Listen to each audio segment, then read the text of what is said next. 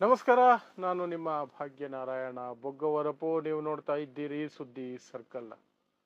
CRPF, central reserved police force, ಅವರು ರಾಹುಲ್ ಗಾಂಧಿ ಅವರಿಗೆ security ಕೊಡುವಂತಹ ಹೊಣೆಗಾರಿಕೆಯನ್ನು ಹೊತ್ತಿರುವಂತಹವರು. ಅವರೀಗ ರಾಹುಲ್ ಗಾಂಧಿ ವಿರುದ್ಧ ದೂರು ಸಲ್ಲಿಸಿದ್ದಾರೆ ಗೃಹ ಇಲಾಖೆಗೆ.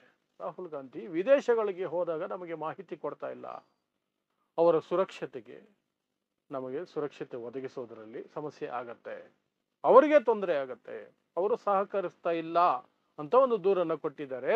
ಆದರೆ ಆ ದೂರನ್ನು ಯಾವ ರೀತಿ ನೋಡಬೇಕು ಅನ್ನೋದಾದ್ರೆ, ಇತ್ತೀಚೆಗೆ ರಾಹುಲ್ ಗಾಂಧಿ ಕೈಗೊಂಡಿರುವಂತಹ ಒಂದು ದೊಡ್ಡ ಪ್ರಯತ್ನ ಅಥವಾ ಹೋರಾಟ ಅಂತಂದ್ರೆ ಮತಗಳ್ಳತನದ ವಿರುದ್ಧದ ಹೋರಾಟ.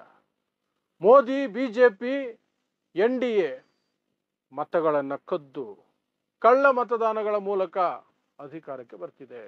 ಅದು ಲೋಕಸಭಾ ಎಲೆಕ್ಷನ್ ಅಲ್ಲೂ ನಡೆದಿದೆ, ರಾಜ್ಯಗಳ ವಿಧಾನಸಭಾ ಚುನಾವಣೆಗಳಲ್ಲೂ ನಡೆದಿದೆ ಅಂತ ಬೆಂಗಳೂರಿನ ಸೆಂಟ್ರಲ್ ಲೋಕಸಭಾ ಕ್ಷೇತ್ರದಿಂದ ಮಹದೇವಪುರ ವಿಧಾನಸಭಾ ಕ್ಷೇತ್ರದಲ್ಲಿ 1,00,000 ಮತಗಳ ಹೇಗೆ ಅವ್ಯವಹಾರ ನಡೆದಿದೆ, ಕಳ್ಳತನ ನಡೆದಿದೆ ಅನ್ನೋದನ್ನ ಪ್ರಾತ್ಯಕ್ಷಿಕೆ ಸಮೇತವಾಗಿ ಒಂದು ಪ್ರೆಸೆಂಟೇಷನ್ ಕೊಟ್ಟು ಅಂಕಿ ಸಂಖ್ಯೆಗಳನ್ನು ಬಿಡುಗಡೆ ಮಾಡಿ ಜನರ ಮುಂದೆ ಇಟ್ಟಿದ್ರು ರಾಹುಲ್ ಗಾಂಧಿ. ಆ ನಂತರ ಬಿಹಾರದಲ್ಲಿ ಒಂದು ರ್ಯಾಲಿ ನಡೆಯಿತು. ರ್ಯಾಲಿ ಅಂದ್ರೆ ಸಣ್ಣ ಪುಟ್ಟ ರ್ಯಾಲಿ ಅಲ್ಲ, ಒಂದು ಯಾತ್ರೆ. ಆಕ್ಚುಲಿ 16 ದಿನಗಳ ಯಾತ್ರೆ, 1300 ಕಿಲೋಮೀಟರ್ ಇಡೀ ಬಿಹಾರವನ್ನ ಕವರ್ ಮಾಡೋ ರೀತಿಯಲ್ಲಿ ಮಾಡ್ಕೊಂಡಿದ್ರು.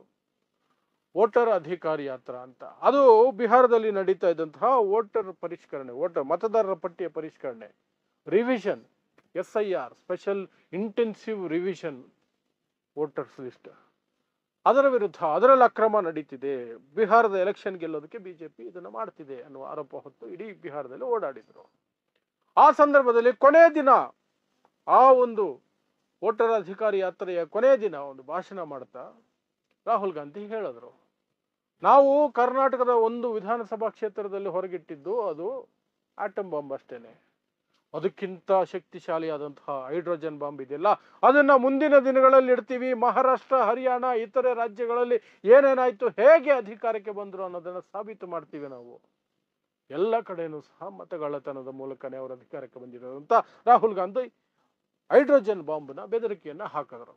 ಆ ಹೈಡ್ರೋಜನ್ ಬಾಂಬಿನ ಬೆದರಿಕೆ ಅಲ್ಲಿ ಸುತ್ತಿ ಇಲ್ಲಿ ಸುತ್ತಿ ಇಂಡೈರೆಕ್ಟ್ ಆಗಿ ರಾಹುಲ್ ಗಾಂಧಿಯ ಮೇಲೆ ಪ್ರೆಷರ್ ಹಾಕೋದಕ್ಕೆ ಅಥವಾ ಜನರಲ್ಲಿ, ದೇಶದಲ್ಲಿ ರಾಹುಲ್ ಗಾಂಧಿಯ ಬಗ್ಗೆ ಒಂದಷ್ಟು ಗೊಂದಲಗಳನ್ನು ಮೂಡಿಸೋದಕ್ಕೆ CRPF ನ ಈ ದೂರು ಅದರ ಭಾಗವಾಗಿ ಹೋಗ್ತಿದೆಯಾ.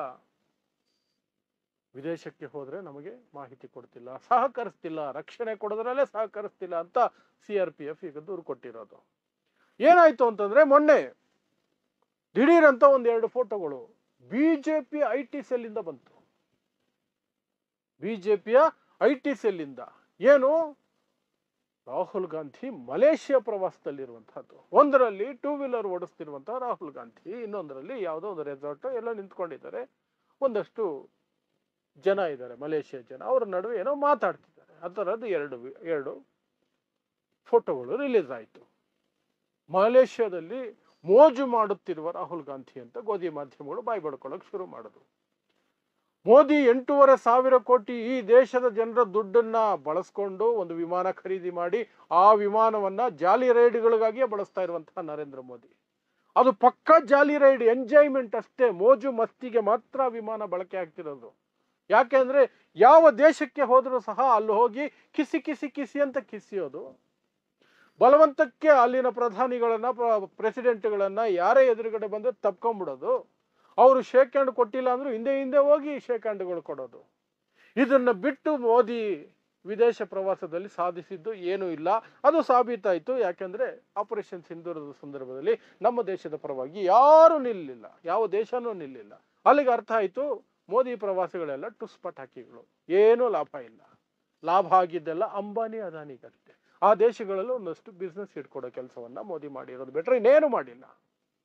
ಸೊ ಆ ರೀತಿ ಪ್ರವಾಸ ಹೋಗುವಂತಹದ್ದರ ಬಗ್ಗೆ ಯಾವ ತಕರಾರು ಇಲ್ಲದಂತಹ ಗೋಧಿ ಮಾಧ್ಯಮಗಳಿಗೆ, ಬಿಜೆಪಿಗೆ, IT ಸೆಲ್ಗೆ, ಬೇರೆ ಎಲ್ಲರಿಗೂ ರಾಹುಲ್ ಗಾಂಧಿ ಸ್ವಂತ ಖರ್ಚಿನಲ್ಲಿ ತಾನು ವಿಶ್ರಾಂತಿ ಬೇಕು ಅನ್ಕೊಂಡಾಗ ತನ್ನ ಇಚ್ಛೆಯ ಒಂದು ಜಾಗಕ್ಕೆ ಹೋಗಿ ಟೂರ್ಗೆ ಹೋದ್ರೆ, ಪ್ರವಾಸಕ್ಕೆ ಹೋದ್ರೆ ಅದು ಹೇಗೆ ನಾನ್ಸೆನ್ಸ್ ಆಗುತ್ತೆ, ತಪ್ಪಾಗುತ್ತೆ, ಗೋಧಿ ಮಾಧ್ಯಮಗಳು ಅದು ತಪ್ಪು, ಇದು ದೇಶದ ವಿರುದ್ಧ ಏನೋ ಮಾಡ್ತಿರುವಂತಹದ್ದು. ಏನ್ ನಾನ್ಸೆನ್ಸ್ ಇದು? ಒಬ್ಬ ಮನುಷ್ಯ ಪ್ರವಾಸ ಹೋಗುತ್ತಪ್ಪ, ಹೀಗೆ ಬಿಂಬಿಸುವಂತಹ ಕೆಲಸಗಳನ್ನು ಮಾಡಿಕೊಂಡು ಈ ಒಂದು ಗೋಧಿ ಮಾಧ್ಯಮಗಳು ಬರ್ತಿತ್ತು. ಅದರ ಬಗ್ಗೆನೇ CRPF ಈಗ ದೂರು ಕೊಟ್ಟಿರೋದು. ರಾಹುಲ್ ಗಾಂಧಿ ವಿದೇಶಕ್ಕೆ ಹೋದ್ರೆ ನಮಗೆ ಮಾಹಿತಿ ಕೊಡಲ್ಲ, ಸಹಕರಿಸಲ್ಲ. ನೋಡಿ ಎಲ್ಲಿಂದ ಎಲ್ಲಿಗೆ ಹೈಡ್ರೋಜನ್ ಬಾಂಬ್ ಬೆದರಿಕೆಗೆ, ಈ ದೂರಿಗೆ ಎಲ್ಲ ಕನೆಕ್ಟ್ ಮಾಡ್ಕೊಳ್ಳಿ. ಅಮಿತ್ ಶಾ ಹೇಳ್ದಂಗೆ ಕ್ರೋನಾಲಜಿ ಸಮಜಿಯೇ, ಕ್ರೋನಾಲಜಿ ಅರ್ಥ ಮಾಡ್ಕೊಳ್ಳಿ. ಒಂದಕ್ಕೊಂದಕ್ಕೊಂದಕ್ಕೆ ಲಿಂಕ್ ಸಿಗುತ್ತೆ, ನಿಮಗೆ ಲಿಂಕ್ ಸಿಗುತ್ತೆ, ಅಷ್ಟೇ ಲಿಂಕ್ ಅಷ್ಟೇ. ಆದ್ರೆ ಇಲ್ಲಿ ದೊಡ್ಡ ಪ್ರಶ್ನೆ ಎದೊಳೋದು, ರಾಹುಲ್ ಗಾಂಧಿ ಎಲ್ಲೇ ಹೋದ್ರು ರಾಹುಲ್ ಗಾಂಧಿ ಹಿಂದ್ಗಡೆ ಸ್ಪೈಗಳನ್ನು ಬಿಡ್ತಿದಾರ, ಬೇಹುಗಾರಿಕೆಗಳನ್ನು ಬಿಡ್ತಿದಾರ. ಇಲ್ಲದೆ ಹೋದ್ರೆ ಮಲೇಷಿಯಾದ ಯಾವುದೋ ಇಂಟೀರಿಯರ್ ಜಾಗದಲ್ಲಿ ರಾಹುಲ್ ಗಾಂಧಿ 2 ವೀಲರ್ ಓಡಿಸ್ತಿರೋದು, ದ್ವಿಚಕ್ರ ವಾಹನ ಓಡಿಸ್ತಾ ಇರೋ ಫೋಟೋಗಳು ವಿಡಿಯೋಗಳು ಇವ್ರಿಗೆ ಎಲ್ಲಿಂದ ಸಿಗ್ತಾ ಇದೆ?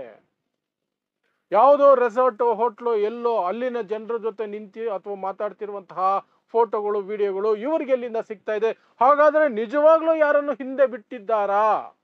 ರಾಹುಲ್ ಗಾಂಧಿ ಹಿಂದ್ಗಡೆ ಸ್ಪೈಗಳನ್ನ, ಗುಪ್ತಚರ ಇಲಾಖೆಯವರನ್ನ ಗುಪ್ತವಾಗಿ ಬಿಟ್ಟಿದ್ದಾರ. ಅದು ಅಪಾಯ ಅಲ್ವಾ? ಹಾಗಾದ್ರೆ ಅದು ಕೇವಲ ಅವರನ್ನ ಫೋಟೋ ತೆಗಿಯಕ್ ಮಾತ್ರ ಬಳಸ್ಕೊಳ್ತಾರೆ ಅಂತ ಹೇಗೆ ಹೇಳೋದು? ಅವರು ಜೀವಕ್ಕೆ ಕುತ್ತು ಬರುವಂತಹದ್ದು ಏನಾದ್ರು ನಡೆಯೋ ಸಾಧ್ಯತೆ ಇರುತ್ತಲ್ವಾ? CRPF ದೂರು ಕೊಡ್ಬೇಕಾಗಿದ್ದು ಯಾರ ಬಗ್ಗೆ, ಯಾರ ವಿರುದ್ಧ? ಈಗ ಆ ಫೋಟೋ ತೆಗೆದಿದ್ದ್ಯಾರು? ಆ ಫೋಟೋ ರಿಲೀಸ್ ಮಾಡಿದ್ದ್ಯಾರು? BJP IT ಸೆಲ್ಗೆ ಆ ಫೋಟೋಗಳು ಎಲ್ಲಿಂದ ಸಿಕ್ತು? ಅಲ್ಲಿಗೆ ಯಾರು ಹೋಗಿದ್ರು? ಅವರ ಉದ್ದೇಶ ಏನಾಗಿತ್ತು? ಆ ವ್ಯಕ್ತಿಗಳು ಯಾರು? ಆ ಸಂಸ್ಥೆ ಯಾವುದು? ಇದನ್ನು ಕೇಳಬೇಕಾದಂತಹ CRPF ಅದನ್ನು ಕೇಳಿಲ್ಲ. ಸೀದಾ ಹೇಳಿದ್ದು ರಾಹುಲ್ ಗಾಂಧಿ ಸಹಕರಿಸ್ತಿಲ್ಲ, ಮಾಹಿತಿ ಕೊಡ್ತಾ ಇಲ್ಲ ಅಂತ. ಯಾಕೆ ಅಂದ್ರೆ CRPF ಗೃಹ ಇಲಾಖೆ ಅಡಿಯಲ್ಲಿ ಬರುತ್ತೆ. ಗೃಹ ಇಲಾಖೆಯ ಮಂತ್ರಿ ಯಾರು ಈ ದೇಶಕ್ಕೆ? ಮಿಸ್ಟರ್ ಅಮಿತ್ ಶಾ. ಕ್ರೋನಾಲಜಿ ಅರ್ಥ ಆಯ್ತಾ? ಸಿಕ್ತಾ ಕ್ರೋನಾಲಜಿ ಒಂದು ಲೆವೆಲ್ಗೆ? ಅಷ್ಟೇ, ಒಂದಕ್ಕೊಂದಕ್ಕೆ ಲಿಂಕ್. ಒಟ್ನಲ್ಲಿ ಈ ದೇಶದಲ್ಲಿ ಏನಾದ್ರೂ ಆಗ್ಲಿ ಕುರ್ಚಿಯಲ್ಲಿ ನಾವೇ ಕೂತಿರ್ಬೇಕು. ಮತ ಕಳ್ಳತನ ಮಾಡಿ ಆದ್ರೂ ಸರಿ, ವಿರೋಧ ಪಕ್ಷಗಳನ್ನ ಜೈಲಿಗೆ ಹಾಕಿ ಆದ್ರೂ ಸರಿ, ಹೆದರ್ಸಾದ್ರೂ ಸರಿ, ಬೆದರ್ಸಾದ್ರೂ ಸರಿ, ಇನ್ನೇನು ಮಾಡಬೇಕು ಅಂತ ಅನ್ಸಿದ್ರೆ ಅದನ್ನೆಲ್ಲ ಮಾಡಿ ಆದ್ರೂ ಸರಿ, ನಾವು ಕುರ್ಚಿಗೆ ಅಂಟ್ಕೊಂಡು ಕೂತ್ಕೊಳ್ಳೋಕೆ ಏನೆಲ್ಲ ಮಾಡಬೇಕು ಎಲ್ಲ ಮಾಡ್ತೀವಿ. ಕೇವಲ ದ್ವೇಷ ಭಾಷಣಗಳಿಂದ ಮಾತ್ರ ಓಟು ಬರಲ್ಲ ಅಂದ್ರೆ ಈ ತರ ಗಿಮಿಕಿಗಳು ಮಾಡ್ತೀವಿ, ಈ ತರ ಒಂದು ರೀತಿ ಅಪಾಯಕಾರಿ ವಿಚಾರಗಳನ್ನು ಮಾಡ್ತೀವಿ, ಎಲ್ಲ ಮಾಡ್ತೀವಿ. ನಾಚಿಕೆ ಮಾನ ಮರ್ಯಾದೆ ಏನೂ ಇಲ್ಲ ಅನ್ನೋದು ನರೇಂದ್ರ ಮೋದಿ ಅಂಡ್ ಪಟಾಲಂ ಓಪನ್ ಆಗಿ ಒಪ್ಕೊಂಡಿರೋ ವಿಚಾರ. ಅದು ಅವರ ನಡವಳಿಕೆಯಲ್ಲಿ ಅದು ಒಪ್ಕೊಂಡಂಗೆ ಇರ್ತದೆ.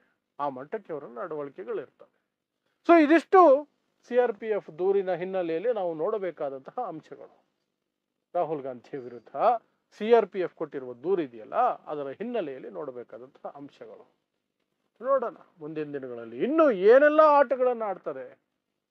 ಪ್ರಜಾಪ್ರಭುತ್ವ ಎಲ್ಲಕ್ಕೂ ಅವಕಾಶ ಕೊಡುತ್ತೆ, ಬಟ್ ಜನ ಎಲ್ಲಾನು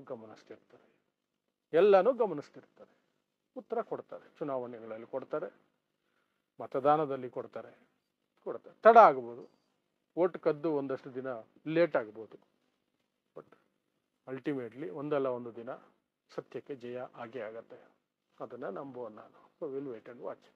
ಸೊ ಇಂತಹದೇ ವಿಶೇಷ ವಿಶ್ಲೇಷಣೆಗಳಿಗಾಗಿ ನೋಡ್ತಾ ಇರಿ ಸುದ್ದಿ ಸರ್ಕಲ್. ನಾನು ನಿಮ್ಮ ಭಾಗ್ಯನಾರಾಯಣ ಬೊಗವರಪು.